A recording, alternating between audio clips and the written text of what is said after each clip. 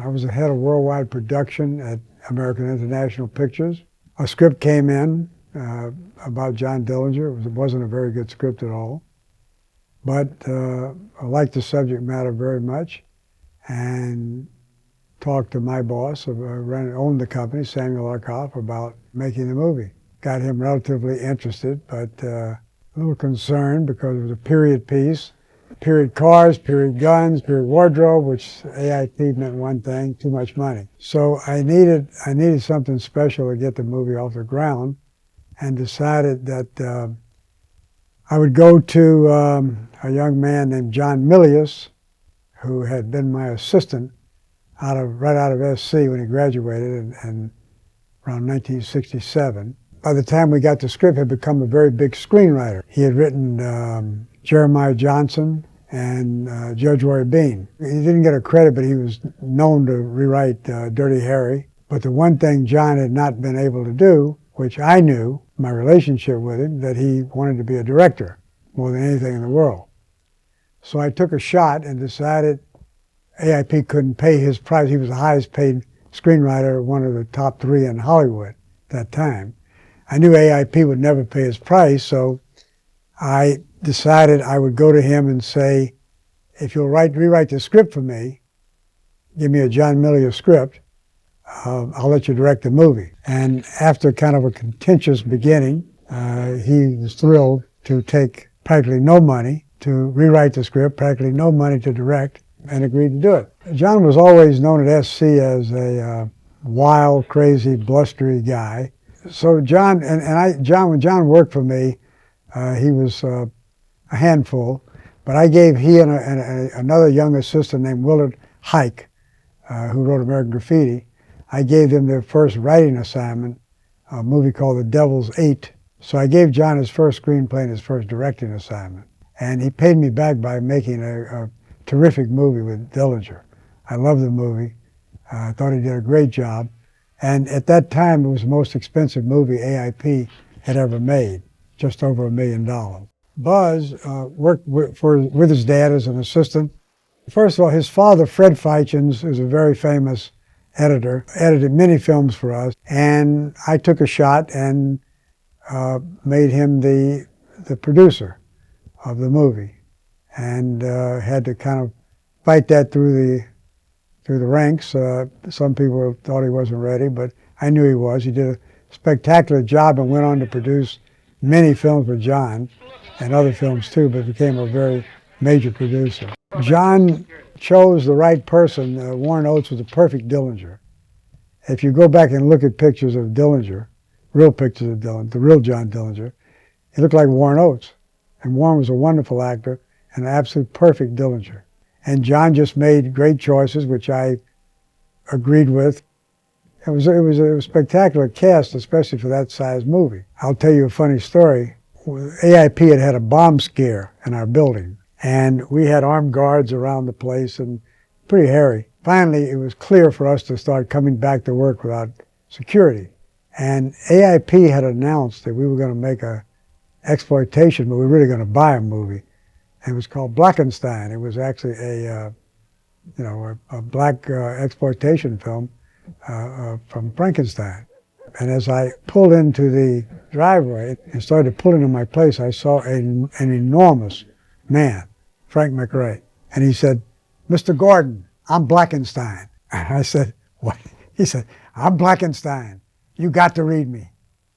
And I said, "I don't know if you're good or bad. I don't care.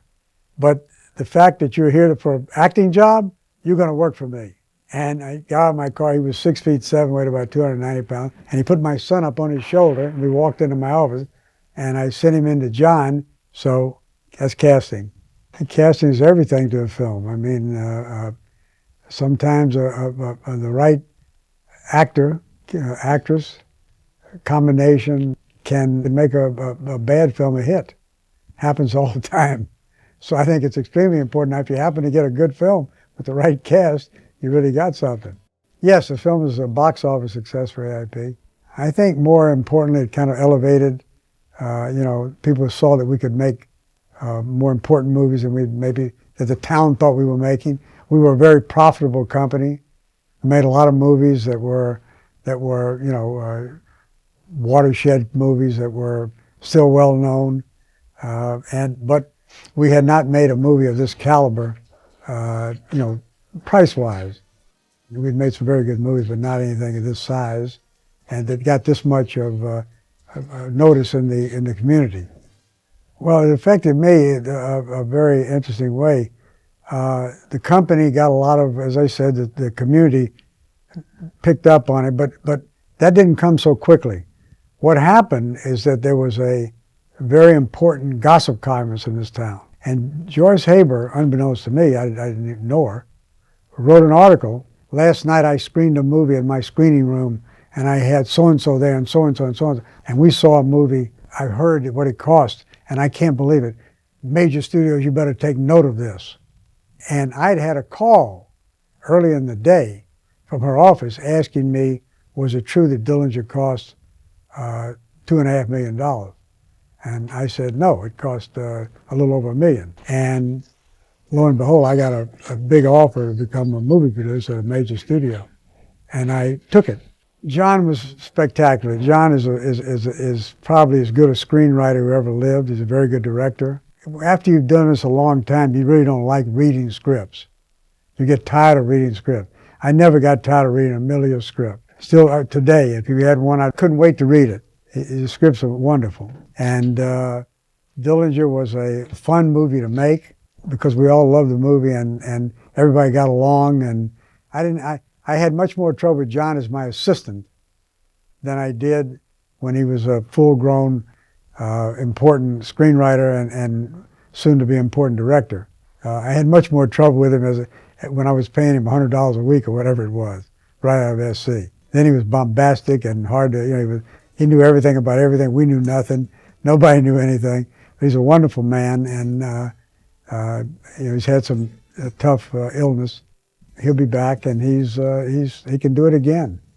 He's a real film personality to the core. My first job in the industry, I was an electrician where I was, rigging cable and moving lights, big lights and stuff like that. And little by little, I would learn more and more, and they would give me a little more responsibility, like the control of the big arc lights of the time. And one day I am in one of the upper rafters running one of the arcs, and I hear my name called. This was on one of the sets at Warner Brothers. And I looked over, and whoever that was said, there's a telephone call for you. Very unusual. So I run down, and it is the head of the camera department. He said, do you have a couple of days available to be a loader? I said, definitely yes. And that started my career, basically.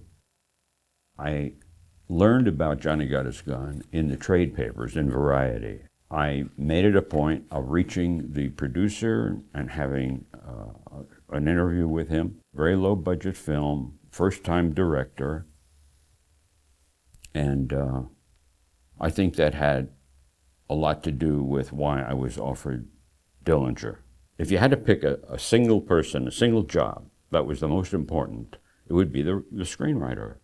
That's where it all starts. I love story. I read a lot.